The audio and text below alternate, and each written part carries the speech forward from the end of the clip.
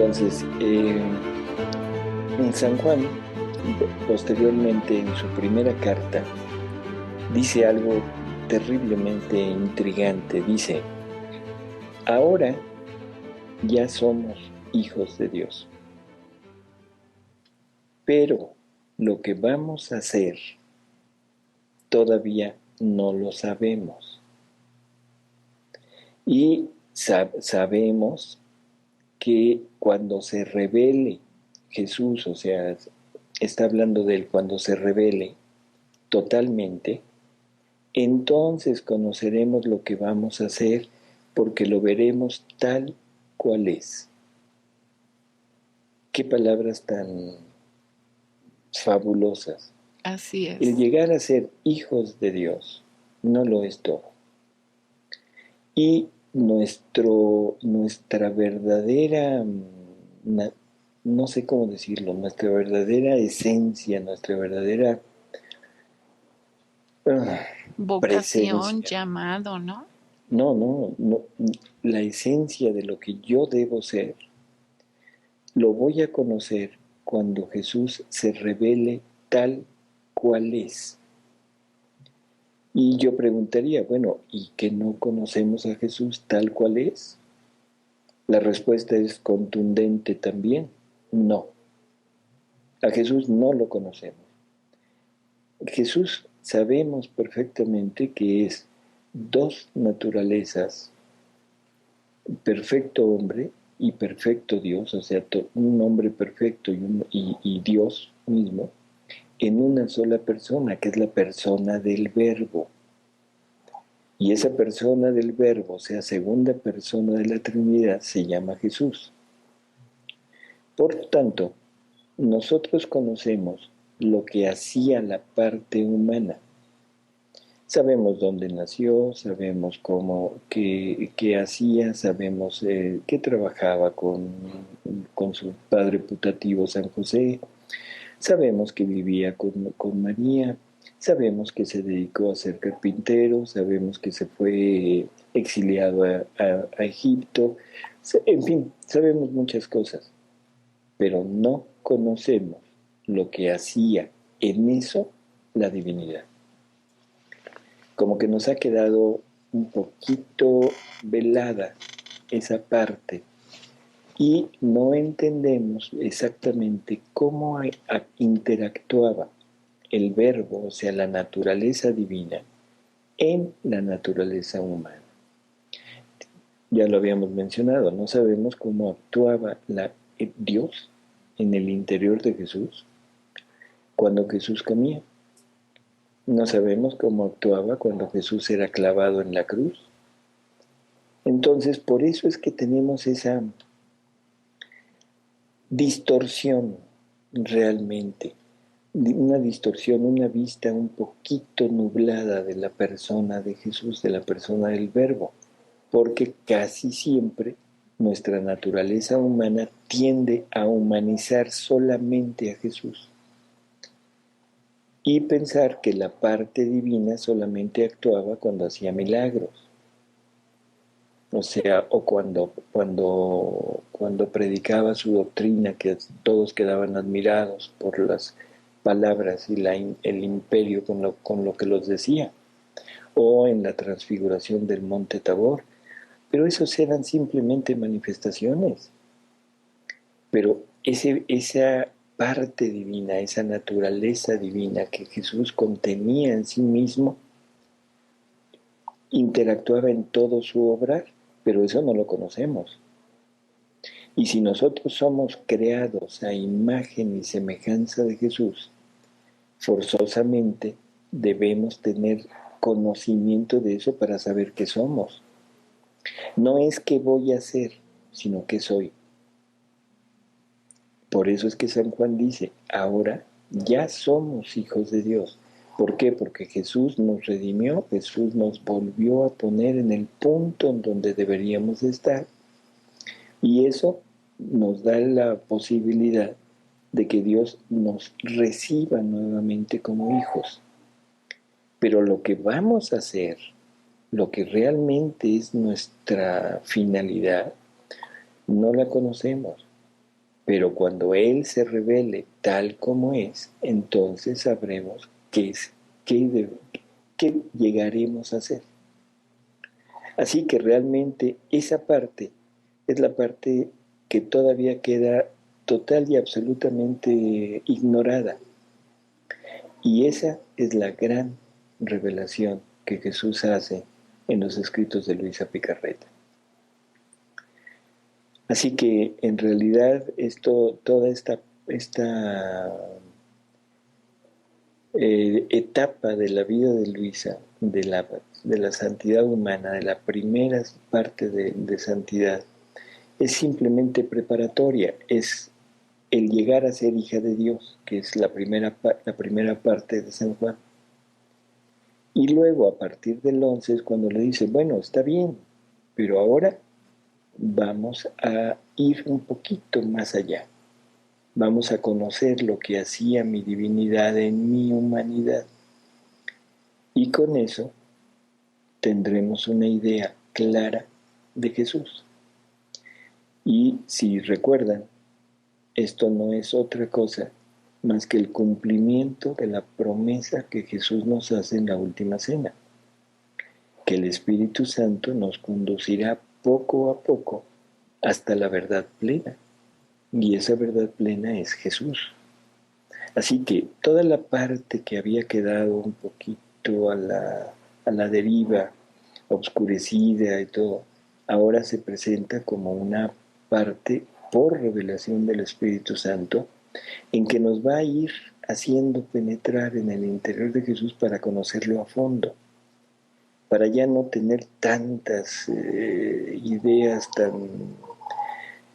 yo diría, absurdas sobre Él, y que debido a ese desconocimiento es por lo que han venido tantísimas equivocaciones doctrinales que han culminado muchísimas de ellas en cismas dentro de la iglesia, en herejías dentro de la iglesia, pero que se han tratado de solventar, o sea, siguiendo una línea dura, rígida, en que se usaban palabras tan terribles como anatema. Así es.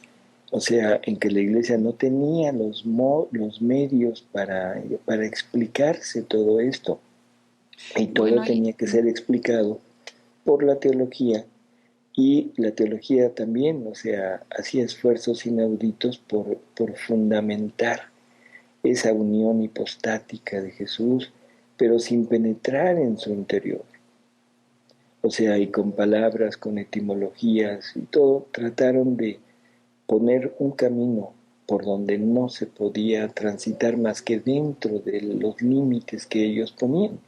Y me recuerdas las palabras de San Pablo en la carta primera a los Corintios, capítulo 13, cuando San Pablo habla sobre el amor, pero más adelante cuando dice, ahora vemos como en espejo, mas cuando llegue lo perfecto, conoceremos como fuimos conocidos.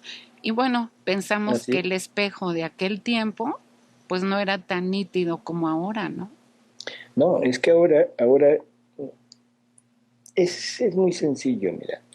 Si yo quisiera saber lo que tú piensas, pues me voy a equivocar. Sí, necesito decírtelo yo. Porque voy a estar adivinando.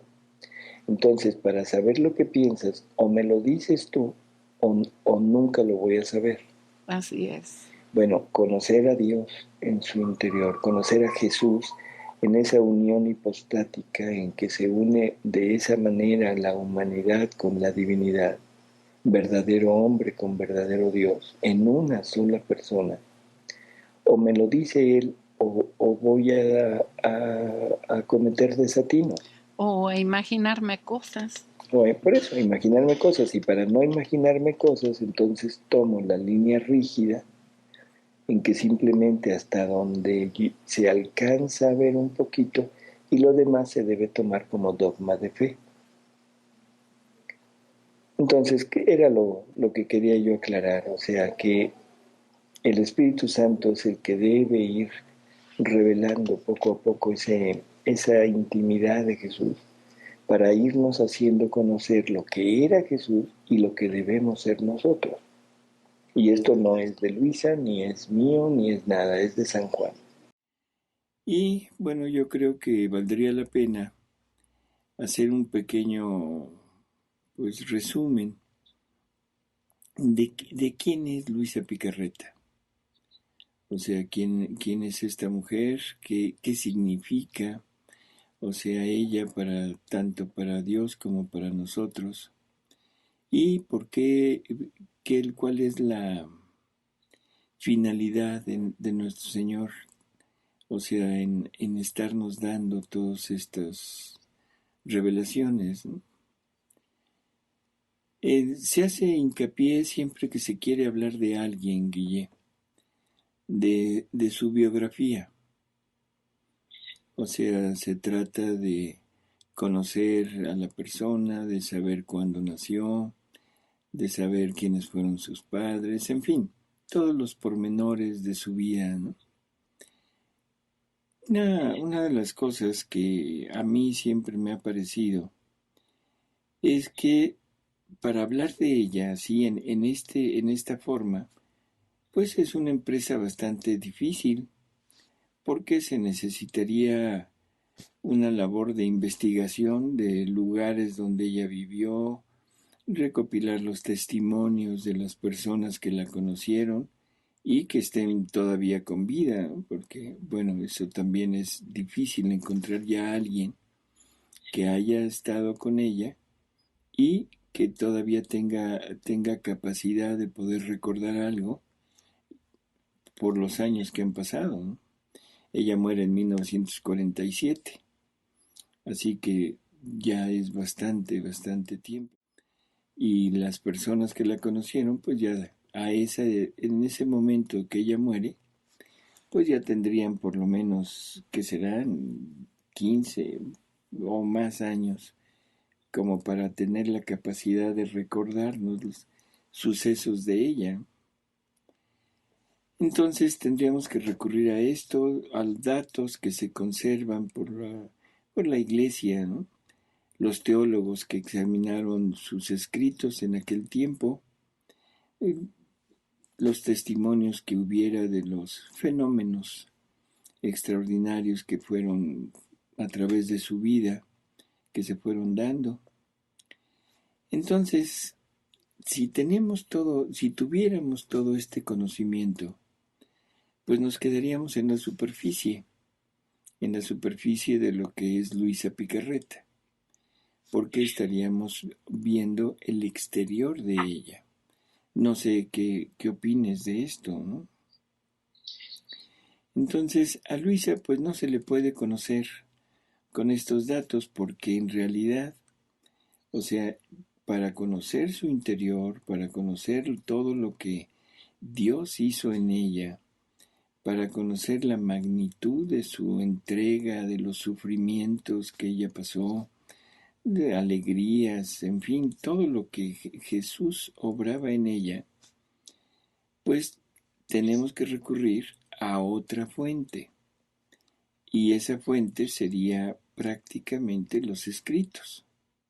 Nuestro Señor le dice, o sea, que todo lo que ella escribe es todo lo que se desborda de lo que él ya escribió en su alma. O sea, lo que Luisa está viviendo, lo que Luisa está siendo en ella ya su motor, su vida propiamente, eso es lo que ella va desbordando después poco a poco a través de los escritos. Así que la verdadera biografía de Luisa, pues la podríamos encontrar en los escritos y ahí sí conoceremos quién es ella. Otra de las cosas que son importantes es entender que dentro de toda esta revelación, Jesús nos va a ir pidiendo que vayamos renunciando a lo nuestro, o sea, lo que conocemos como el abandono y el desapego, que son un abandono y un desapego que nuestro Señor nos ha pedido pues prácticamente desde el Evangelio, ¿no?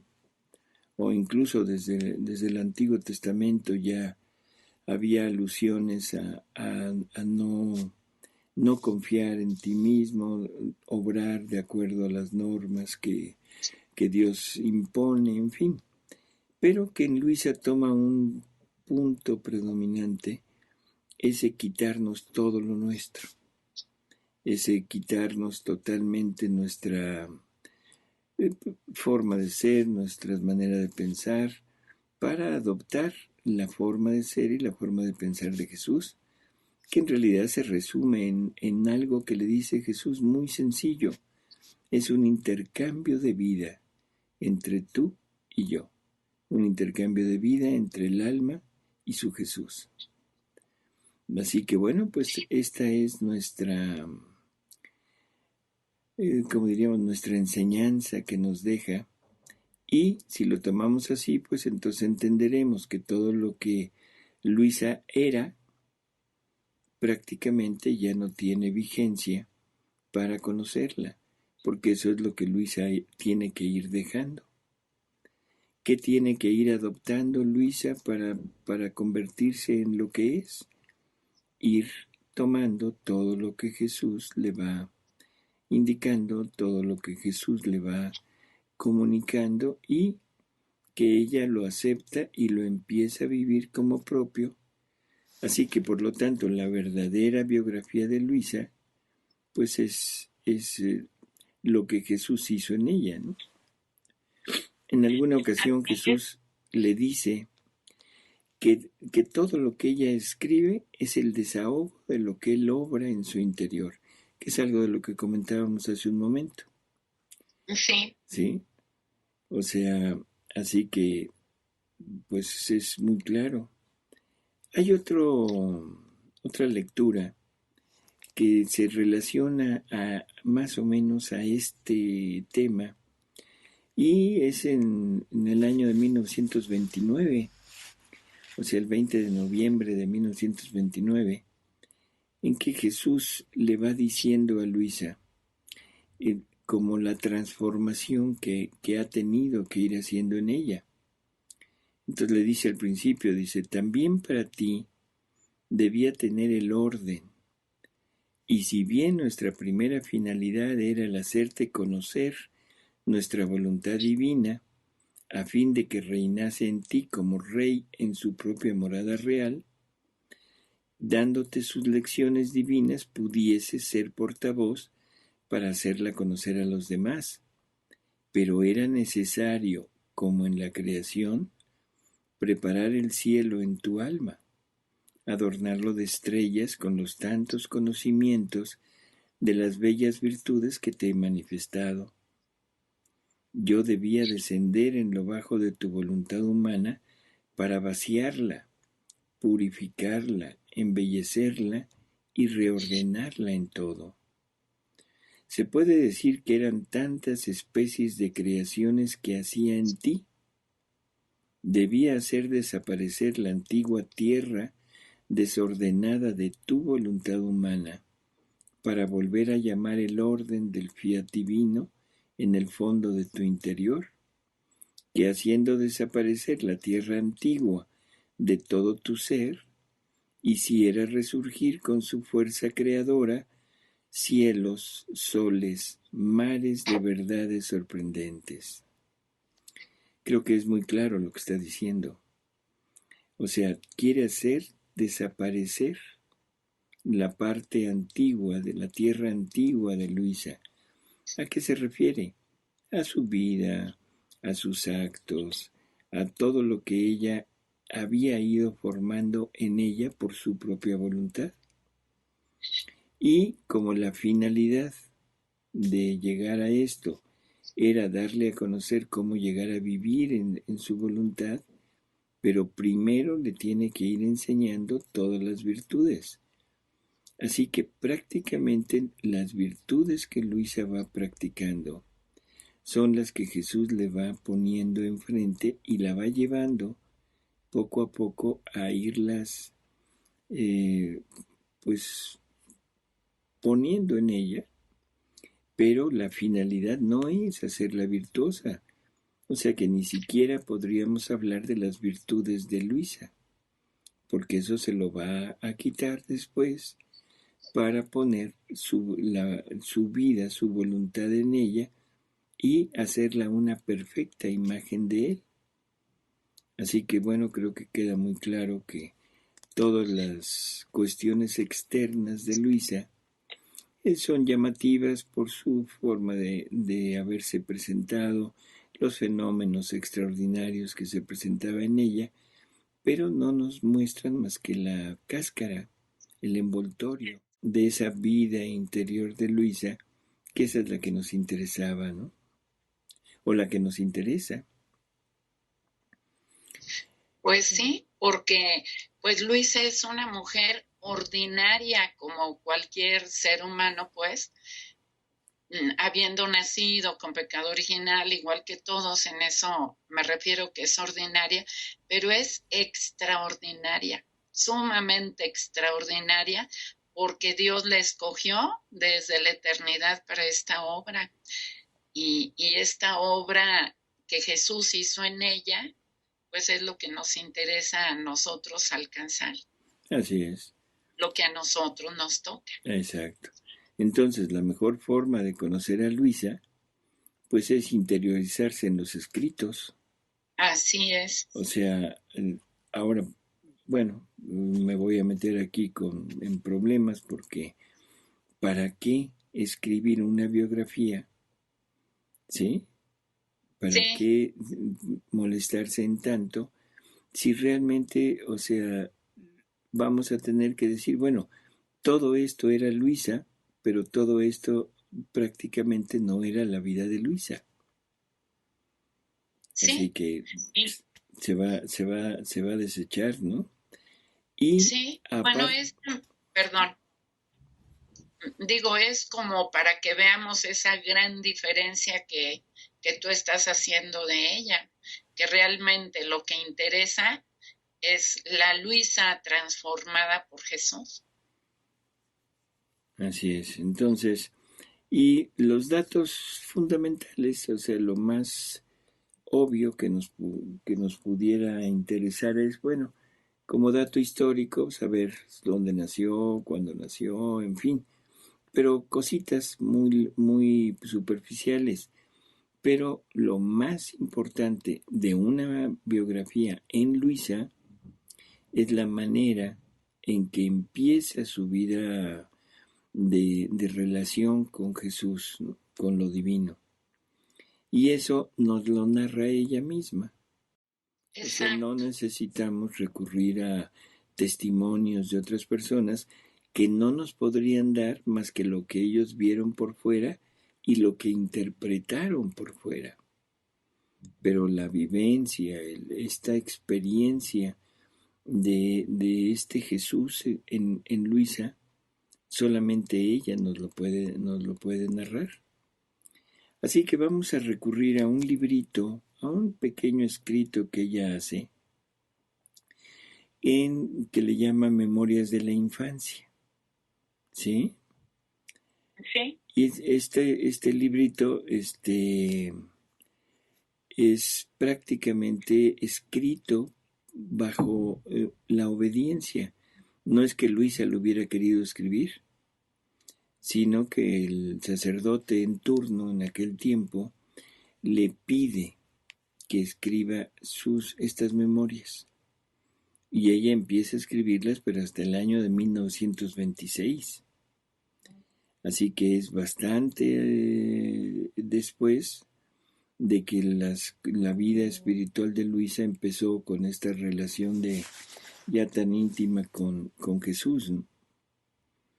Así que, bueno, pues vamos a tratar de llevar un pequeño resumen de este libro. Y vuelvo a repetir, o sea, San Aníbal y María de Francia, que era el censor de los escritos de ella, es el que le da la orden. Entonces ella empieza y pone la fecha, julio 15 de 1926. Es cuando empieza a escribirlo.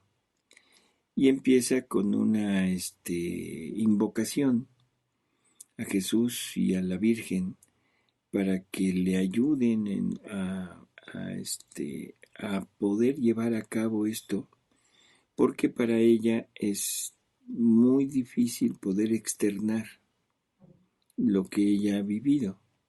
Entonces está pidiendo ayuda. Hay algo que es curioso. Dice, nací el 23 de abril de 1865, el domingo en Alvis de mañana. La misma tarde me bautizaron. Mi madre decía que yo nací al revés. Este nacer al revés es un nacer, la presentación, la forma como nace, ella venía sentada. Y eso pues es nacer al revés. Normalmente el niño nace de cabecita, ¿no? Sí. Entonces dice, nací al revés. Y luego ella misma dice, es justo que mi vida sea al revés de la vida de las otras criaturas. Curiosas cosas, ¿no? Y luego dice, recuerdo que de la edad de 3 o 4 años hasta cerca de los 10 era de temperamento temeroso. Y era tanto el temor que no sabía estar sola ni dar un paso por mí sola.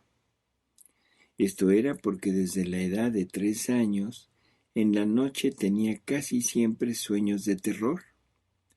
Soñaba al demonio, que me infundía tal espanto de hacerme temblar. Muchas veces lo soñaba que me quería llevar consigo y me atraía fuertemente, y yo hacía todos los esfuerzos por huir. En el mismo sueño sudaba frío, me escondía, huía a los brazos de mi mamá. Por eso en el día me quedaba la impresión de los sueños y tal temor como si de todas las partes del demonio quisiera salir. Es muy, muy, muy curiosa este relato, ¿no se te hace? Una niña Sí. que desde el principio de su vida empieza a ser atacada.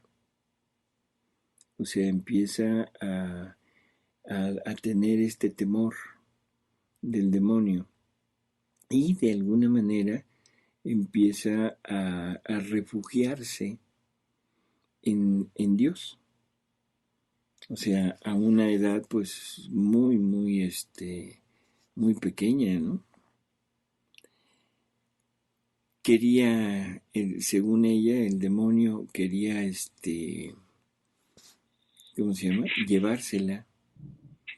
Y, pues lógico, en el día, aquellos sueños hacían mella, y entonces quería, en todos lados donde ella estaba, pensaba o sentía que el demonio estaba presente. Y luego ella reflexiona, porque es algo como tú has dicho, lo grande de este relato es que ella lo hace, pero ya cuando está muy avanzada en su vida espiritual. Entonces ahora tiene la capacidad de poderlo poner, pero lo pone desde un punto de vista ya más, ¿cómo diríamos? Elaborado, tendiendo más a la parte humana, a la parte divina que a la parte humana, ¿no? Así es.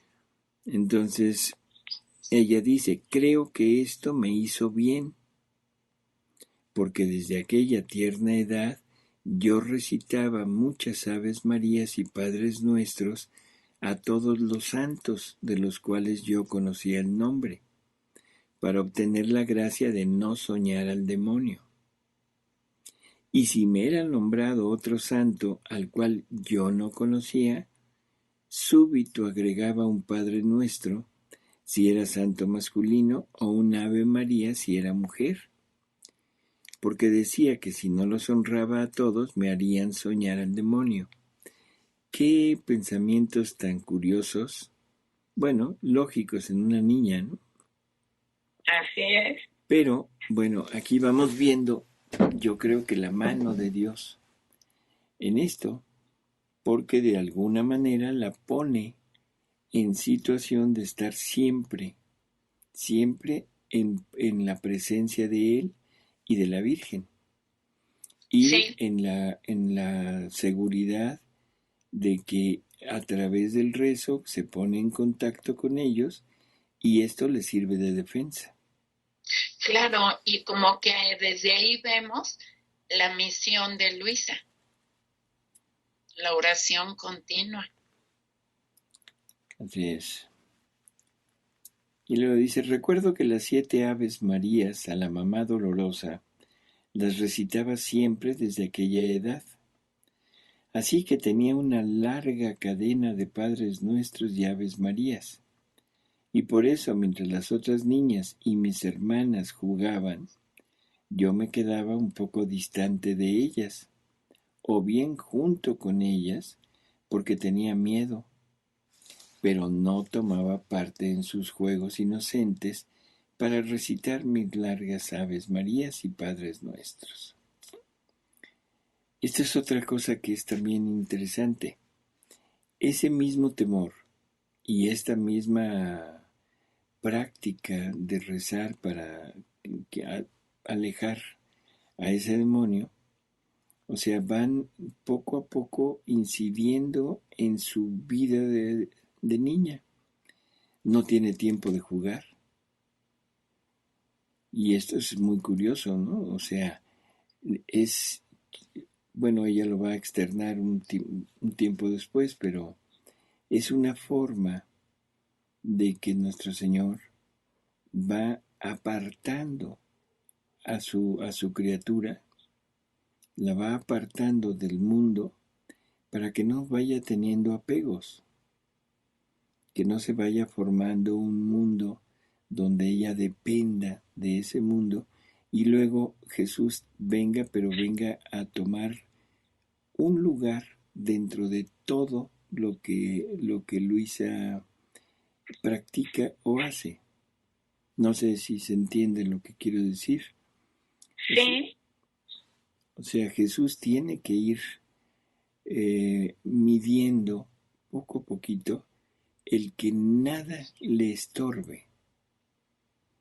Y para eso le quita la posibilidad de estar con el mundo, conviviendo con el mundo, para que no se habitúe al mundo y que su única fijación sea con él. Así que, bueno, pues es una manera muy curiosa de actuar de Dios, ¿no? Y pero muy efectiva. sí, sí, sí. Dice, recuerdo también que en una ocasión soñé a la Virgen que me alejaba al demonio y una vez me dijo, hija mía, llora porque ha muerto mi hijo. Yo quedé sacudida y la compadecía, pero esto me volvía infeliz. Después, cuando llegué a edad más capaz, en la cual podía hacer la meditación, leer, no podía apartarme por el temor y por eso no podía hacer lo que quería. Ahora, habiéndome hecho hija de María a los 11 años, un día mientras quería rezar y meditar, el temor me sorprendió y estaba por huir en medio de la familia, pero sentí una fuerza en mi interior que me detenía y oí en el fondo de mi alma una voz que me decía, ¿por qué temes? Está tu ángel junto a tu flanco, está Jesús en tu corazón, está la mamá celestial o el enemigo infernal. Por eso no huyas, sino quédate y reza y no tengas temor. Bueno, creo que esto, para una niña de 11 años, debe haber sido impresionante, ¿no? Haber ¿Cómo vivido no? desde los 3 con estos sueños, con estos temores, con estas costumbres de estar rezando y poner su seguridad en el rezo. Yo no sé si esto pasa por nuestra mente o no. O sea, la seguridad de Luisa se basaba en el rezar. No se basaba tanto no sé cómo, en una presencia, porque todavía no había una presencia de Jesús ni de María. Eran simples cosas muy aisladas, ¿no? Lo que ella percibía. Entonces, toda su seguridad la basa en el rezar. Sí, la fe de que los santos la protegerán. Así es. Porque es todo lo que conoce. Y luego aquí, un día, mientras quería rezar y meditar, el temor me sorprendió y estaba por huir en medio de la familia. Ya oímos que corría con la mamá no celestial, sino la mamá humana. Dice, pero ahí sintió una fuerza en su interior que la detuvo y ahí oyó en el fondo de su alma muy claro que dice, ¿por qué temes? ¿Está tu ángel? ¿Está Jesús? ¿Está la mamá celestial o está el demonio? ¿Quién está en tu interior? ¿Quién está en tu corazón? Bueno, dependiendo de quién esté, es tu seguridad, ¿sí? Entonces, si está tu ángel, está tu Jesús y está tu mamá, ¿por qué temes? No huyas, quédate y reza, y no tengas temor. Dice, oír esto en mi interior me dio tanta fuerza, ánimo y firmeza, que se alejó el temor. Y cada vez que me sentía sorprender por él, oía la misma voz en mi interior que me repetía lo mismo. Y yo me sentía llevar como de la mano por mi ángel, por la soberana reina y por el dulce Jesús. Me sentía triunfante en medio a ellos, de modo que adquirí tal coraje que se alejó todo el temor. Mucho más que los sueños pavorosos cesaron del todo. Esto es también digno de comentarse, Guille. ¿Cesaron los sueños por qué? ¿La Virgen o Jesús los apartó? No, la seguridad de que en su interior, en su corazón, en su mente, estaban la presencia de ellos, no la presencia del demonio. Esto es importante tenerlo en mente, porque para todos los temores, ya no tanto de ella, sino de nosotros, debe de funcionar exactamente lo mismo. ¿Y cuáles serían nuestros temores? ¿Qué demonios estarían circundando nuestra mente? Pues los temores sociales, los temores familiares, los temores de pérdidas, los temores laborales, en fin, tantos demonios que tenemos en nuestro interior. Sí. Y quizá con esto empecemos a entender un poquito todo lo que nos ha ido narrando Luisa y el cual ha sido la motivación de Jesús para hacérselo sentir. No son los demonios en el sentido de cuernos, cola, trinche y llamas por los ojos. No se trata de ese demonio. ¿Sí? A ella quizá era en ese punto, pero ahora transmitido serían los demonios de los apegos y los demonios de los temores a todo lo que hemos dicho. Así que esto es una enorme enseñanza, no solo para Luisa en su tiempo, sino que esta biografía, este pequeño relato de la infancia, lo podemos hacer un relato nuestro. Esto debería de ser el inicio de nuestra biografía.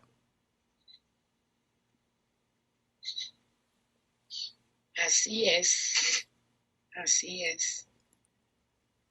Dice, los sueños pavorosos cesaron del todo. Así, después de esto, pude quedar sola, caminar sola, ir sola al jardín, cuando estábamos en la granja, mientras que antes, si iba, solo con que viera que se movía una rama de un árbol, huía, porque pensaba que arriba estaba el demonio.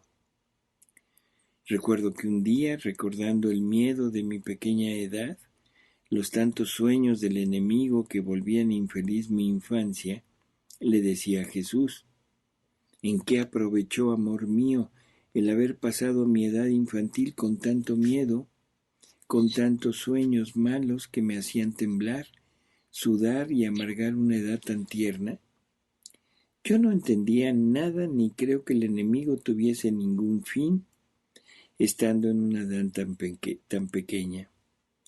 Y Jesús me dijo, hija mía, el enemigo entreveía alguna cosa sobre ti, que me podía servir para alguna cosa para mi gran gloria, y que él debía recibir una gran derrota. Mucho más que veía que por cuanto se esforzaba, no podía hacer penetrar en ti ningún afecto o pensamiento menos puro, porque yo le tenía cerradas las puertas, y él no sabía por dónde entrar. Viendo esto se enfurecía y buscaba arrojarte por tierra, no pudiendo de otra manera que con sueños pavorosos y de espanto. Mucho más que no sabiendo la causa de mis grandes designios sobre de ti, que debían servir a la destrucción de su reino, se ponía atento para indagar la causa con la esperanza de poderte dañar en todos los modos. Curioso. ¿Qué tal? Curioso realmente, ¿no? En fin, yo creo que esto vale la pena el irlo, pues no sé, afianzando, porque en realidad nos está hablando de cosas muy, muy importantes para conocer a Luisa, pero repito, también para nosotros. Sí. Porque esta es una enseñanza brutal, así brutal, para cualquiera que quiera iniciar esta vida. Es un intercambio de vida, es la forma de ir venciendo todos nuestros temores, porque todos estamos llenos totalmente de estos temores, de estas cosas que pasan en nuestro interior. No sé si se entiende lo que estoy queriendo decir, pero lo que Luisa nos está narrando es lo que nosotros estamos viviendo o debemos vivir. Pues sí, es ese proceso de purificación que Jesús le quiere hacer a nuestra alma, tal como lo hizo con Luisa, que es la cabeza de esta misión. Así es. Pero como ella es la primera de muchísimos, bueno, pues nosotros también entendemos que es valioso para nosotros todo esto. Así es. Así que bueno, de alguna manera tenemos ya una parte de toda esta historia de Luisa, que es la primera parte, donde es el preámbulo de la comunicación con Luisa, con Jesús, y donde el demonio de alguna manera ya quería hacer mil cosas con ella por la duda que tenía. La veía tan especial que decía, no, con esta, y por más que hacía no podía.